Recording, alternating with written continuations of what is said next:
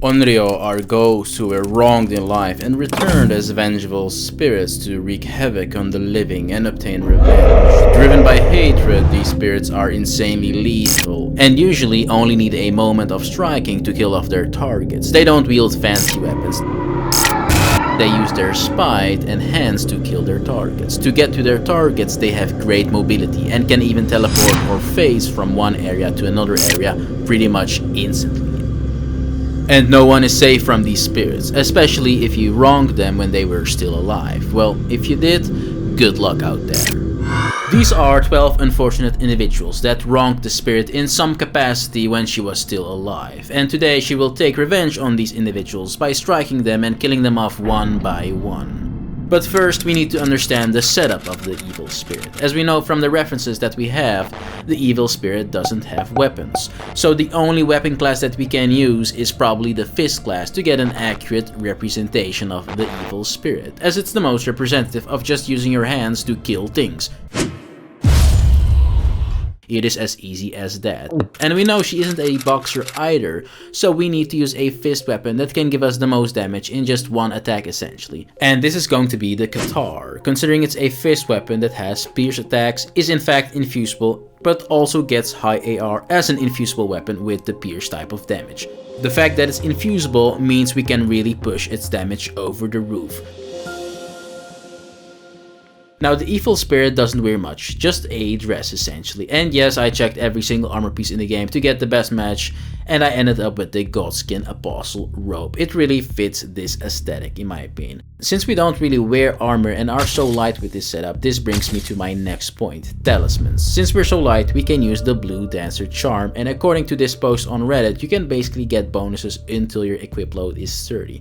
Now 30 is a lot, and to get the most damage possible, we're going to stay as low as possible. Getting an equip load of like 5 or under is really hard though, with just the talismans and your weapons that already will exceed that number, so we will be aiming for that 10 weight for this build to still get a really significant bonus to our damage output. Aside from the Blue Dancer charm, we will also be utilizing the Claw Talisman, since the R2 heavy jump attack is amazing with the Guitar, and since it's a thrusting motion type of attack, it is considered a pierce attack. For these jump attacks, we want to get that 15% extra bonus damage from the Claw Talisman. Then we also want the Ritual Swords Talisman to get another 10% extra damage when we're full HP, which in worst case scenario is at least your opening attack, and in best case scenario can really be every attack if you make sure to not get hit yourself. Finally, we use the Spirit Talisman to really utilize our pierce damage mechanic and get another 15% to our damage output when utilizing counter attack damage. And for those that do not know how counter attack damage in this game works, let's have a little recap on how that mechanic works. I have illustrated this before in my Captain build, which is also a very OP build by the way. So let's take a look at that.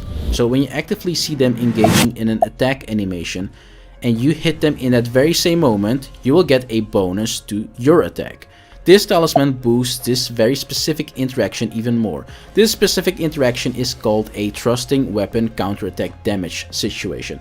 So time your attacks correctly and you will get a massive bonus to your damage output, as you see right here. It is about 50% extra damage just by hitting in the moments that your enemy is trying to hit you. Now the Guitar and its jump attack comes out much faster than any other weapon with pierce damage, which means we can activate these counter-attack damage scenarios relatively fast, which is really nice because it means we just maximize our damage output. It's as simple as that. And if we miss the timing, it doesn't matter much because 1, you will still deal really good damage, and 2, we can just jump again really fast after that attack, and maybe with the new attack you will in fact proc the counter-attack bonus. We're not finished yet however, we need to put Royal Knight Resolve on this thing. It is the highest buff type of H4 in the game, and using it on the Guitar with the just mentioned talismans and unique properties means the damage gets ridiculous. But it gets better, because when you two-hand a fist weapon, you don't actually two-hand it. But no, instead you get another fist weapon for free, so all those bonuses apply to both of your katars. So yes, you get 2 shiny fist weapons, yay. With the white effect and just the jump attack perfectly embodying a horrific quick lunging attack reminiscent of traditional deadly horror attacks, it perfects the idea of the evil spirit.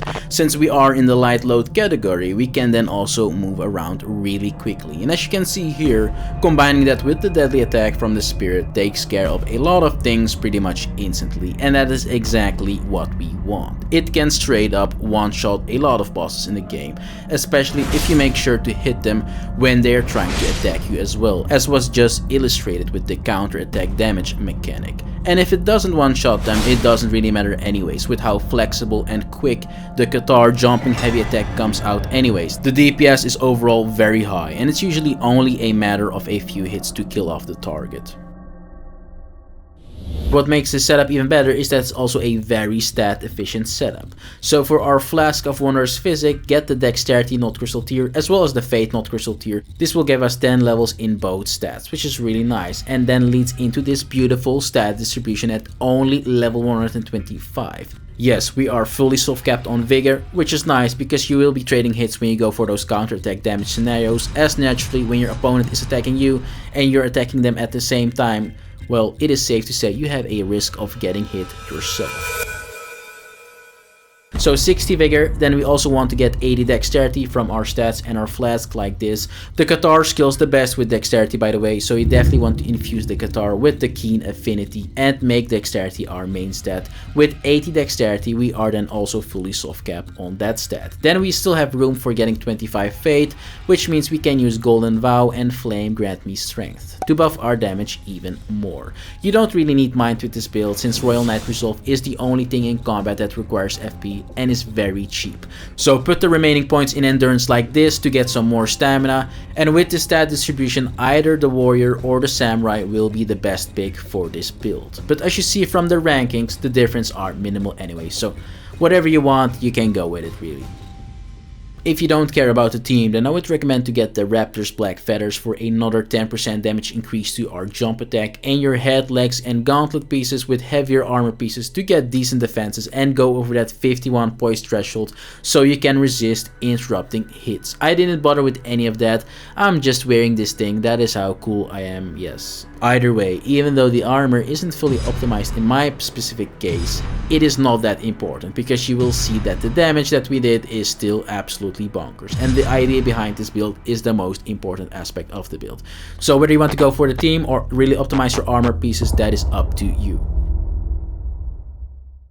So the footage for the following killings of the various individuals that wronged the spirit was recently obtained, and now for the first time ever you will see how the evil spirit took revenge on all of them. The first individual on the list that wronged the spirit was Godfrey in his shade form. She simply just doesn't like gold, and this guy is too bright for her eyes, so he needs to be erased from this plane of existence right now. This man is a good testimony of what the spirit can do. The numbers that pop up are an indication of what's to come. This is just the beginning. Yes, this is the power of vengeance.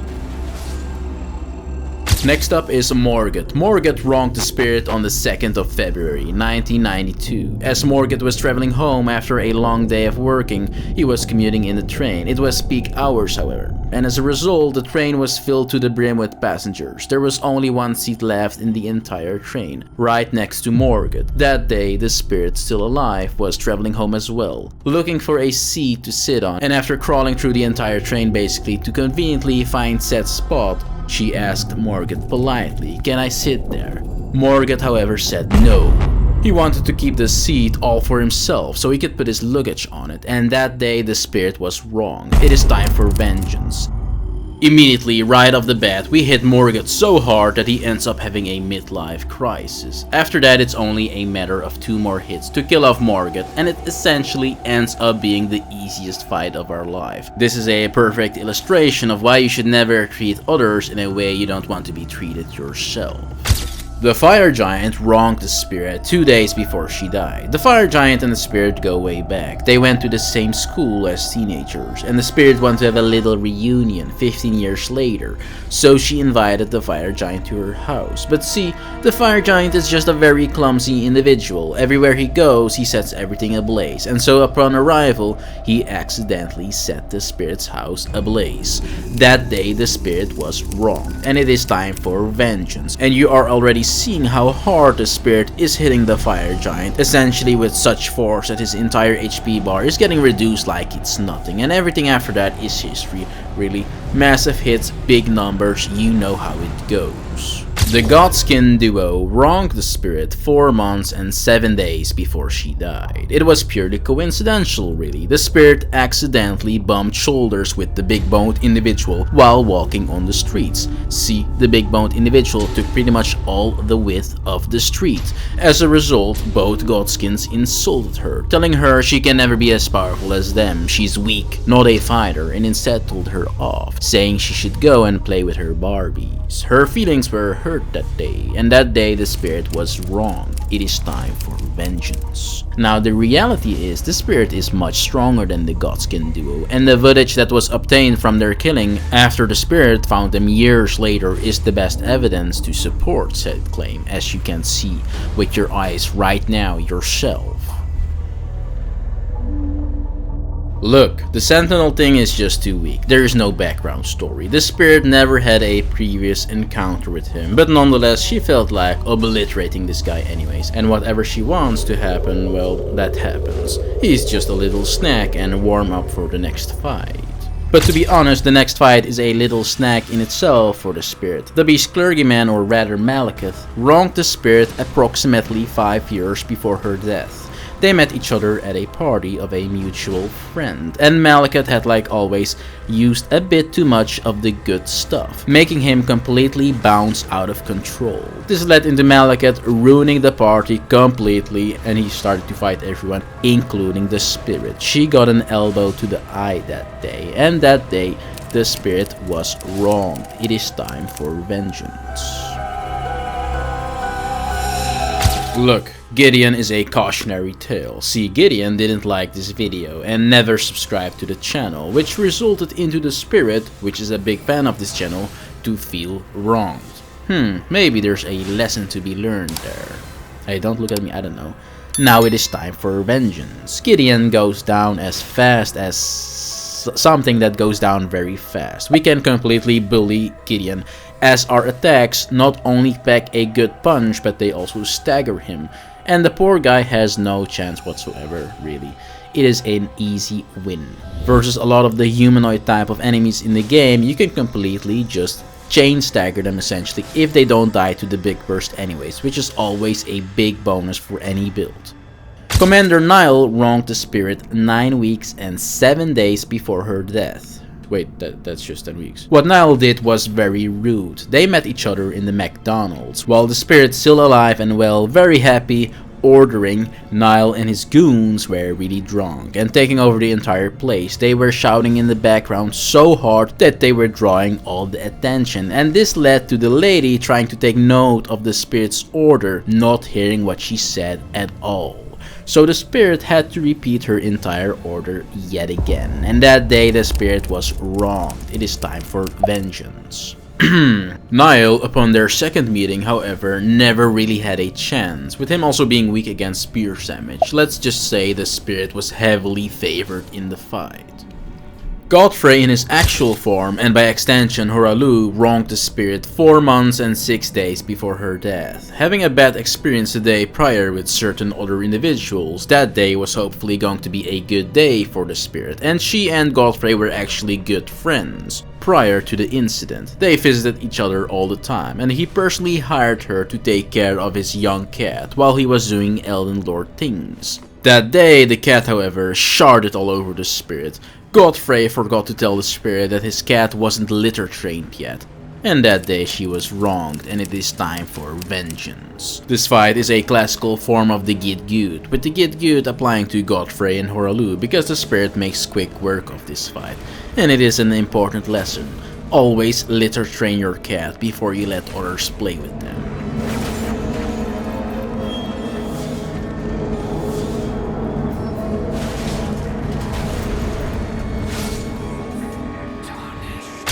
Now Radagon wronged the spirit 24 different times, yes, 24 times. She kept emailing him regarding what kind of shampoo and conditioner he uses, so she can get the same amazing results with her own hair, but he never answered and ghosted her instead. And so she was wronged 24 different times. It is time for vengeance.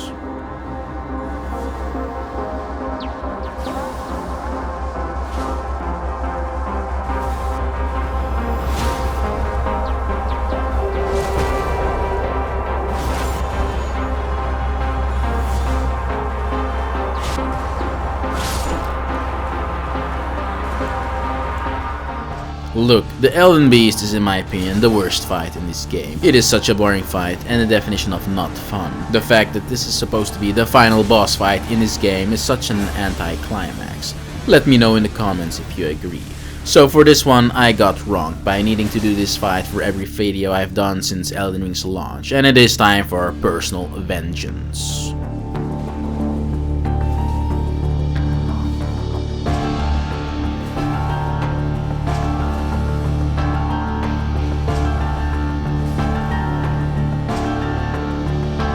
But you could argue that Malenia is the true final boss, even though she's optional, and the spirit did get wronged by her on the day of her death. Yes, see, Malenia is the personal cause of how the spirit died in the first place. It is a tragic story really. The two were across the street and Malenia was eating a banana. After finishing the banana, she dropped the peel on the ground, and the spirit on her phone didn't pay attention and slipped over the peel. Yes, it's the classic. She broke her neck that day and died. Yeah, she was definitely wrong that day, and it's time for vengeance. Honestly, with the Qatar, you can definitely destroy Malenia very easily. The damage gets absolutely nutty. As you are already seeing in phase 1, we are completely dominating this fight. I'm using a freezing pot as well, by the way, to keep our momentum and to deny her the waterfall dance and give us that juicy debuff of the frostbite so we can deal even more damage. In phase 2, it only takes a few hits as well to trivialize her. The only nuisance here is when you miss your jump, because Malenia has a pretty narrow hitbox, but when you hit her, oof, the damage gets nutty. Just make sure to hit her when she's trying to attack to utilize the counter attack bonus to our damage output, which to be fair with a lot of these late game bosses is quite easy to do as they just spam attacks anyways.